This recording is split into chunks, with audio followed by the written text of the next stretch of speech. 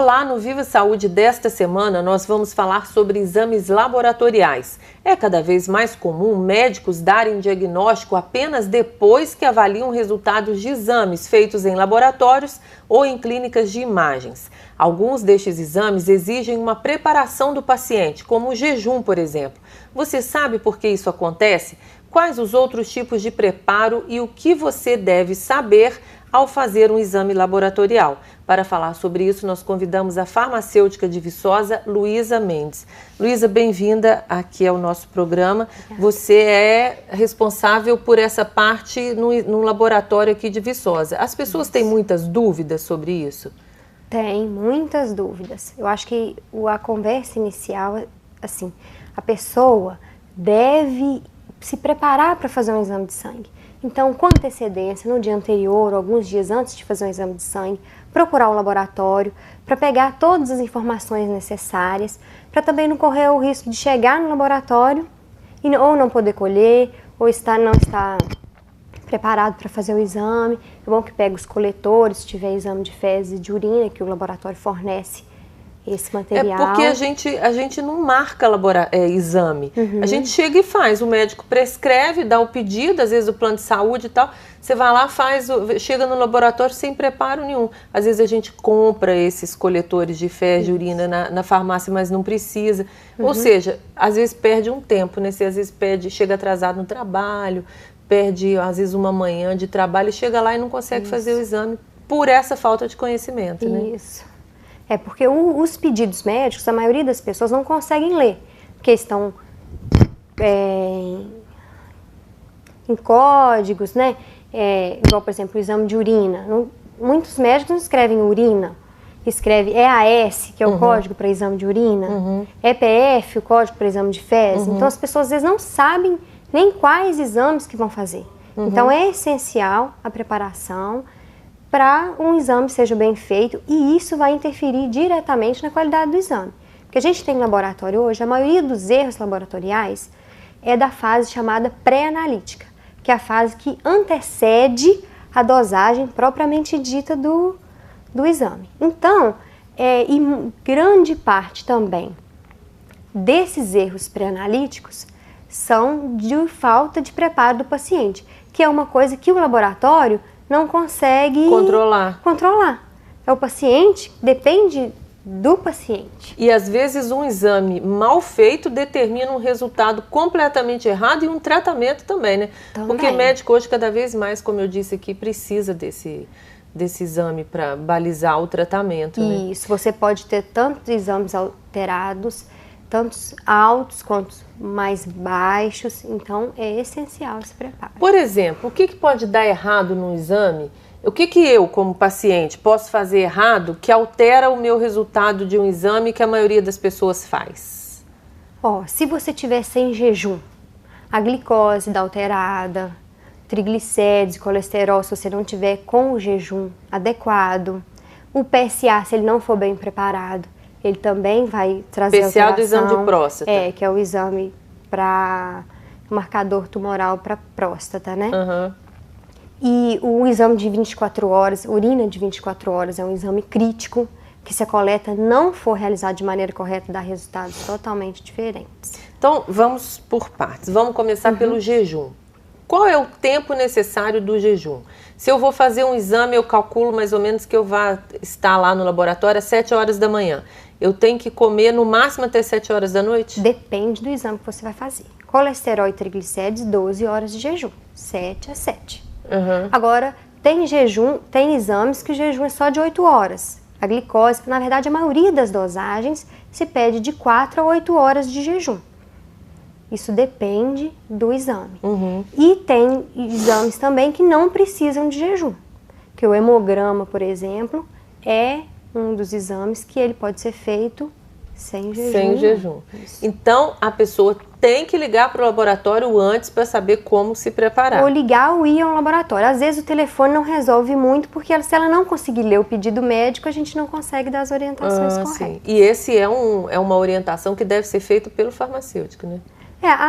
As recepcionistas foram treinadas para dar as orientações corretas. Então, elas mesmo resolvem, mas precisando da gente, a gente também está à disposição. Criança, por exemplo, é difícil segurar a criança sem comer 12 horas, né? Não, crianças, não tem como você fazer um jejum muito prolongado. Então, o que a gente geralmente faz com criança colhe antes da próxima mamada. Se, por exemplo, a lactância. Quando a criança cresce um pouquinho, a gente já consegue fazer um jejum um pouco maior. Só não toma o leite ou o alimento de manhã e vai colher o sangue e à noite come normalmente. Agora, quando é bebezinho, se ele está previsto, por exemplo, para mamar às 8 da manhã, tem que chegar lá antes das 8. Aí chega antes, ou então dá o mamar às 8 da manhã, vamos supor, se ele mamar de 3 em 3 horas, dá o mamar 8 horas da manhã, um pouco antes da próxima mamada, colhe-se o material. Bom, então vamos supor que eu chegue lá e você diga assim, você precisa de 12 horas de jejum. Isso vale para água? Não. A água é a única coisa que você pode tomar. Tá? Só que a gente costuma brincar assim, não se pode matar a fome com água. Tendo sede, você pode beber sim. Agora, também não pode beber em excesso, porque isso, por exemplo, num exame de urina vai diluir a urina. Entendeu? Então, tem alguns exames que também interferem um excesso de água, mas a pessoa tendo sede pode tomar tranquilamente. Água só, né? Chá, café, nada? Não mesmo pode. Que não tenha açúcar, falar assim, um café sem açúcar. Não pode, porque a cafeína também interfere em alguns exames. E se, por exemplo, eu fui numa festa no dia anterior, né? E aí eu comi coisas que não são da minha rotina comer.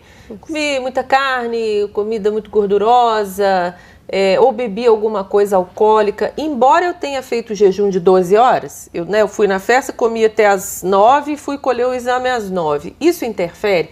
É preferível você deixar para colher o material num dia que você está na sua rotina? É preferível. O ideal é que você tenha, por exemplo, a semana que antecede o exame, você mantenha uma rotina habitual. É claro que se você for fazer um exame de urgência, se você está passando mal, aí até o jejum é questionável. Dá até para se fazer sem o jejum. Agora, num exame de rotina, o ideal é que você faça o exame quando você está fazendo na sua rotina normal. Porque qualquer exagero, tanto o excesso pode alterar, por exemplo, se você for uma feijoada, igual você falou, num churrasco, isso vai alterar seu triglicérides, o colesterol, principalmente o colesterol já é alterado mais a longo prazo, mas a creatinina, isso vão dar valores mais altos, mesmo você fazendo o jejum. E também, se você fizer uma dieta rigorosa, isso também interfere no seu exame. Então é preferível ter mesmo a sua rotina. Isso, porque os valores de referência para os exames são feitos para uma pessoa numa dieta habitual, numa rotina normal, né? E quem fuma? O fumo, aí é um pouco mais complicado, porque se você falar com a pessoa para ficar aí 12 horas sem fumar, tem para quem é fumante mesmo, né? Então, o que a gente pede para antes do exame não fumar. Se possível, no dia do exame. Vamos supor, fazer o exame cedo, não fumar na madrugada, por exemplo. Antes de manhã cedo. Agora, se for uma coisa que for impossível, porque dependendo do fumante ele não consegue, pelo menos 1 hora antes de fazer o exame não fumar. O jejum vale também para atividade física? Por exemplo, eu malho à noite, aí eu tenho que fazer o exame de manhã, ou então malho cedinho, eu não devo fazer? Você deve deixar a academia para depois do exame. Mas e antes, na noite anterior? Na noite anterior, na maioria dos exames, não tem problema. Mas alguns exames alteram. Tem uma enzima chamada CPK, que ela altera com a atividade física. O triglicérides, você também pode ter uma alteração, porque no seu período de jejum, você fez atividade. Então, o que a gente pede à pessoa para não fazer atividade antes do exame. É bom as pessoas terem em mente que, assim, o exame é o que vai balizar o seu resultado e o seu tratamento. Então, tem que fazer com cuidado. Eu mesma sou uma pessoa bem relaxada para fazer exame. Eu falo assim, jejum não deu exatamente 12 horas, deu 11. Eu vou assim mesmo. E isso interfere, né? Isso, assim, a gente até faz com algumas restrições. Se a pessoa querendo fazer, a gente até realiza o exame. Se a pessoa tiver o triglicérides baixo, um colesterol baixo, a gente não vê grande diferença entre principalmente no colesterol de 11 para 12. Agora, se a pessoa tem o colesterol elevado, aí não faz o jejum direito, aí pega um resultado alterado. Falsificado. Aí ele vai ficar, e a própria pessoa também fica pensando, fala assim, e aí, tá certo ou não? Eu não fiz o jejum direito. Então, mas aí você tem que falar para quem está coletando o seu exame. E falar a verdade, né? Isso. Ainda que ele fale assim, você está em jejum? Porque eles perguntam, né?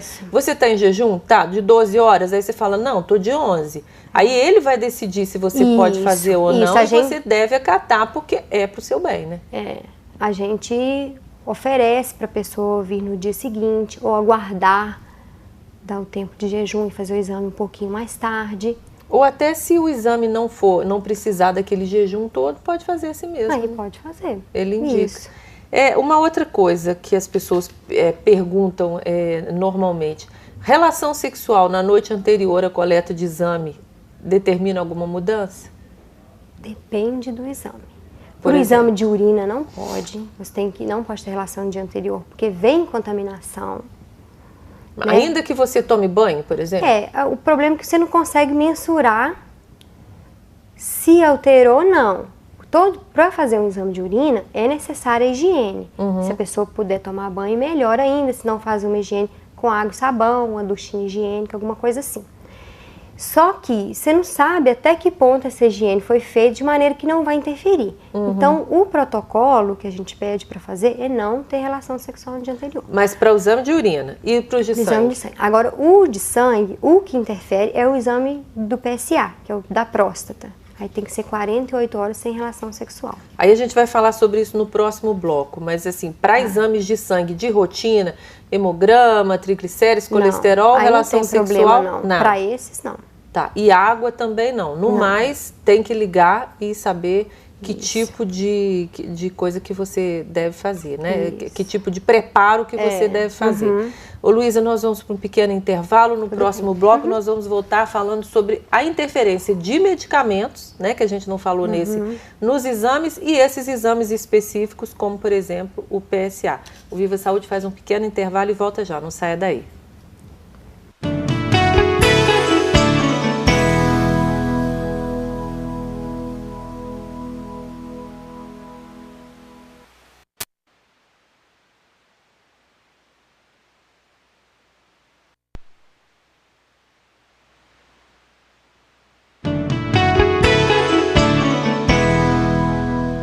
O Viva Saúde está de volta e hoje nós estamos conversando com a farmacêutica Luísa Mendes sobre o preparo que nós todos devemos fazer antes de fazer um exame em laboratório.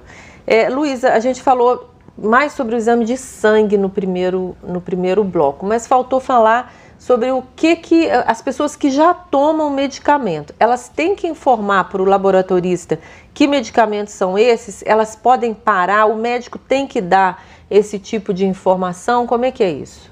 A pessoa não pode ficar sem tomar o medicamento, não. Só o médico pode suspender a medicação, a não ser que o médico peça para suspender. Agora, de essencial importância que seja relatado na hora de fazer o exame, na hora do atendimento, todos os exames que a pessoa... Todos os medicamentos. Que a pessoa está em uso, porque vários medicamentos interferem nos exames laboratoriais. Só que, se o laboratório souber quais exames são, ele vai analisar a interferência que está acontecendo aí. Agora, algumas pessoas, por exemplo, quando o remédio é tomado de manhã, tem pessoas que colhem o exame e tomam logo depois. Pode esperar um pouquinho, né? O que não pode é ficar sem tomar. E a medicação da noite toma normalmente. Agora, tem alguns exames que são feitos para controle do medicamento. Algumas drogas, né, que são feitas a dosagem da droga, o TSH, que é para controle, às vezes, de medicação da tireoide. Então, o ideal é você estar colhendo o exame e depois tomando medicação. Mas o da noite anterior, tudo bem, desde que ele avise a pessoa. Aí o paciente tem que chegar e avisar o nome da substância ou o nome do medicamento mesmo? Vocês estão preparados para descobrir que substância é aquela? Se ele levar a receita, a gente copia, pode ser o nome comercial, não tem problema. Então, o ideal é que a pessoa saia de casa, se ela não souber falar todos os medicamentos, que às vezes a pessoa não guarda, são muitos medicamentos, leva anotado no papel ou leva a receita médica, que a gente vai anotar os medicamentos. Tá, então vamos passar agora para o exame de urina. Qual é o preparo necessário para uma boa coleta de urina?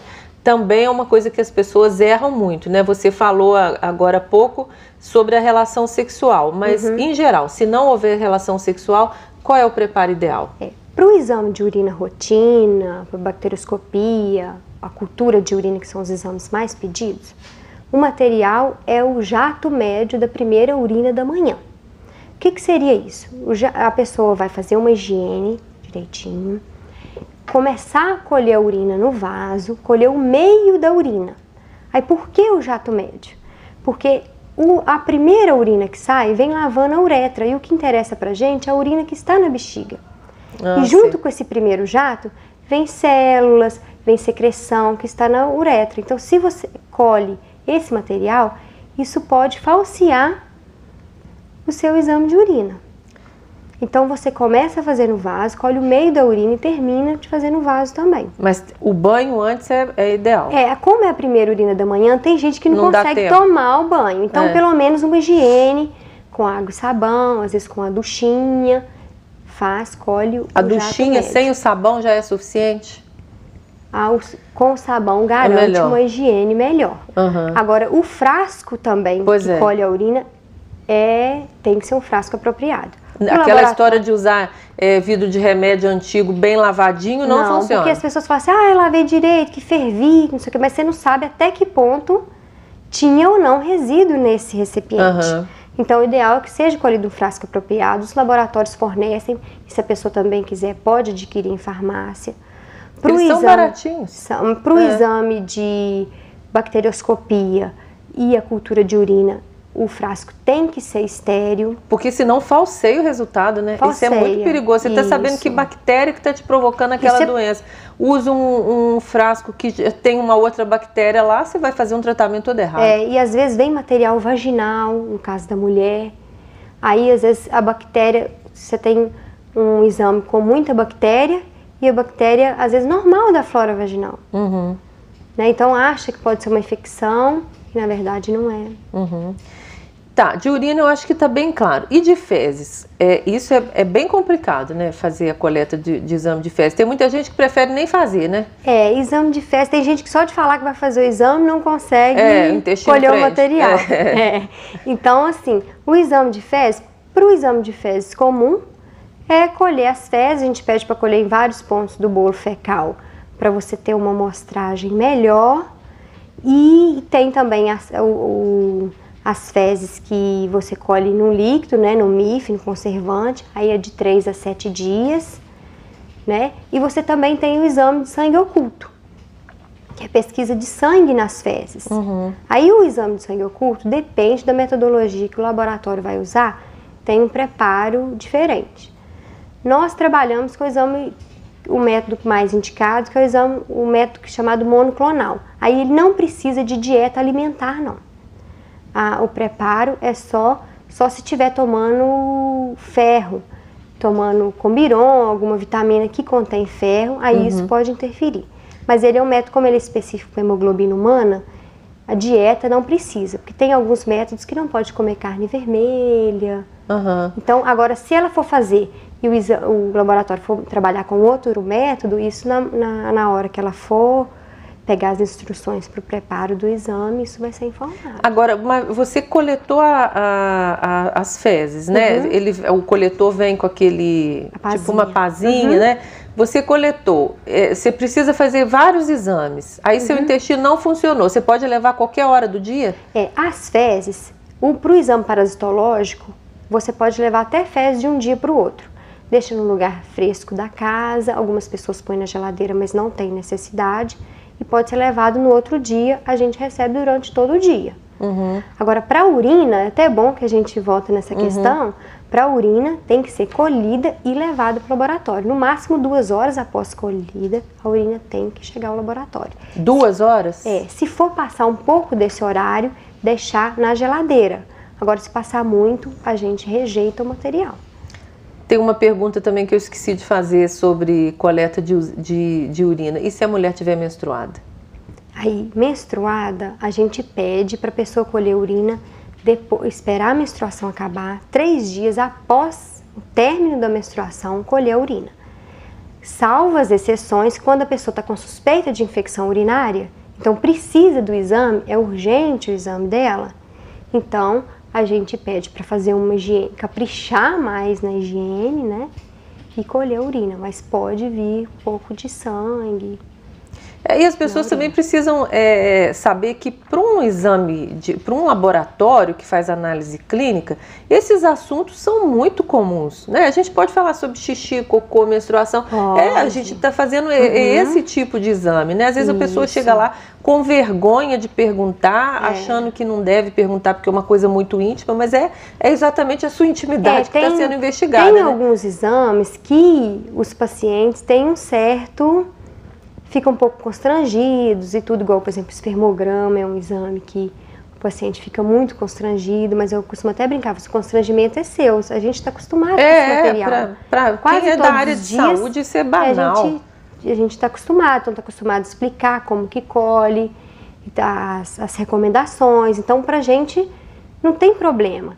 Agora, a menstruação, para o exame de urina, é crucial. Agora, tem vezes também que você precisa de saber, por exemplo, a data da última menstruação, para alguns hormônios. Então, às vezes a gente pergunta, não porque a gente está interessado na vida da pessoa, não, é porque é necessário para a realização do exame. Porque vai que surge uma dúvida na hora da dosagem. Né? Então, às vezes, dependendo do hormônio, o hormônio feminino varia de acordo com o ciclo menstrual. Então, se a gente saber na data da última menstruação, a gente consegue saber se aquilo está dentro da normalidade. Agora, a menstruação deve ser evitada colher a urina, mas sangue não, né? Não. A não ser que sejam esses exames que a gente faz para saber se a dosagem de hormônios, isso, mas aí o médico vai te pedir. Se o médico te pedir as dosagens hormonais, de hormônios femininos, e não te falar que você tem que fazer em determinado dia do seu ciclo menstrual, você pode fazer o dia que você quiser. Menstruado, inclusive. Menstruado, inclusive. Tá? Agora, tem vezes que às vezes o médico pede 3º dia do ciclo. Entendeu? Aí ele vai te ensinar a contar direitinho e você vai no dia certinho. 3º dia do ciclo, por exemplo, é... 3º dia da menstruação. Né? Conta, menstruou é o primeiro dia. É o primeiro dia. Ainda que seja à noite. Ainda que seja à noite. O espermograma faz em Viçosa? O laboratório que você trabalha, por exemplo, faz? Faz o espermograma básico. Aí é feito. Aí pede 5 dias de abstinência sexual, de preferência que seja colhido no laboratório. Mas aqui, como a cidade é pequena, as pessoas conseguem chegar rápido ao laboratório. A gente até abre algumas exceções de colher em casa, que tem gente que não consegue colher no laboratório, mas isso tem que chegar pra gente com no máximo uns 15 minutos. O espermograma é colhido por meio de uma masturbação? É masturbação, não pode ser nem por coito interrompido, nem por relação sexual. Isso tudo é outra coisa que a pessoa não tem que ter pudor de perguntar, né? Como a gente está falando aqui, para as pessoas que trabalham com isso é rotina, não tem que ter vergonha de perguntar. O PSA tem uma indicação diferente? PSA é aquele que faz para ver as questões da próstata. É o acompanhamento da próstata, né? A alteração dele não quer dizer câncer de próstata, não, porque algumas doenças benignas de próstata, ele está alterado. Então você tem que ficar 48 horas sem ter relação sexual, pelo menos 48 horas do exame de toque, porque às vezes acontece da pessoa ir no consultório, o médico fazer o exame de toque, e ele pediu o exame de sangue, só que às vezes não alerta o paciente e ele vai no dia seguinte fazer. Então isso causa alteração. Atividade física intensa, principalmente se a pessoa fizer bicicleta, andar de bicicleta, equitação, que é andar a cavalo, tudo 48 horas antes do exame. Jejum? Também? Pelo menos 48 horas antes do exame, não praticar de ginástica, atividade. Né? De atividade, mas jejum também precisa para isso? O jejum de 8 horas. É porque o exame de próstata é feito por meio de exame de sangue, né? Exame de sangue. É exame de sangue, só que qualquer estimulação da próstata estimula a liberação dele. Sim. Então, se você, por exemplo, anda a cavalo, aí você pode, e faz o exame no dia seguinte, você pode ter elevação do nível do PSA e quer dizer só porque você andou a cavalo. Entendeu? Agora, se fizer biópsia de próstata, massagem prostática, aí tem que esperar 4 semanas para fazer a dosagem do PSA. Então, mais um motivo para a pessoa ir ao laboratório e se informar. Luísa, o nosso tempo está terminando. Uma vez eu estava fazendo um exame, eu, por exemplo, me assustei. Quando coletou o exame, aí vai tirando num frasco, no outro frasco, é um monte de exame. A quantidade de exame que tira não é para assustar as pessoas, né? Esse sangue não vai fazer falta para ela. Não, o volume que a gente tira é muito pequeno, perto do que ela tem no corpo.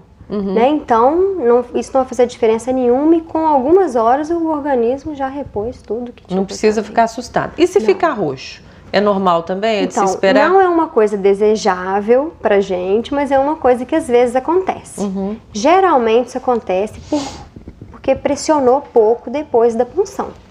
Então, o que acontece? Depois que você tirou a agulha do braço da pessoa, pode ser que extravase sangue por debaixo da pele, que dá um hematoma. Isso não causa prejuízo para a pessoa, não.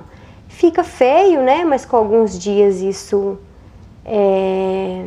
some. Se ficar um pouco dolorido ou a pessoa quiser pôr uma compressa, depois de umas 6 horas depois de colhido, pode pôr uma compressa morna.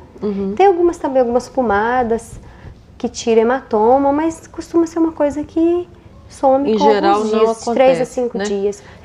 Não é o que a gente espera, não. Aquela fitinha, como é que chama? Como é que vocês chamam aquilo? Aquele adesivo? Adesivo. Ele pode tirar, assim, tipo, meia hora depois que você sai? Pode, 10, 15 minutos depois tem pode gente que tirar. Fica, criança fica, né? Criança fica com aquilo o dia inteiro, assim, achando que ali tem um machucado. Agora, o ideal é pressionar bem, de 3 a 5 minutos depois de colher, pra não ter problema nenhum.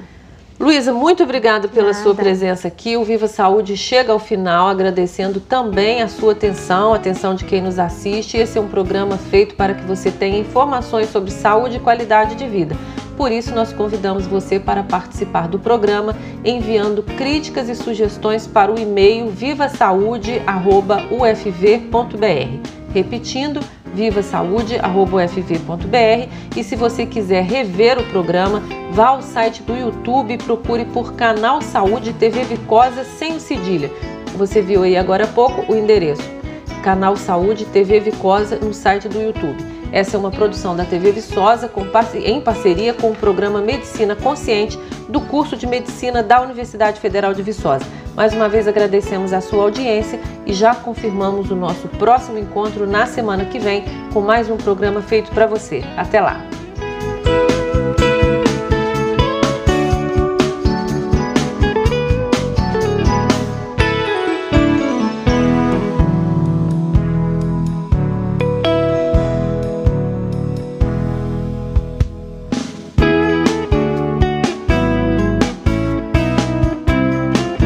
Viva Saúde, Apoio Cultural, Agros, Instituto UFV de Seguridade Social.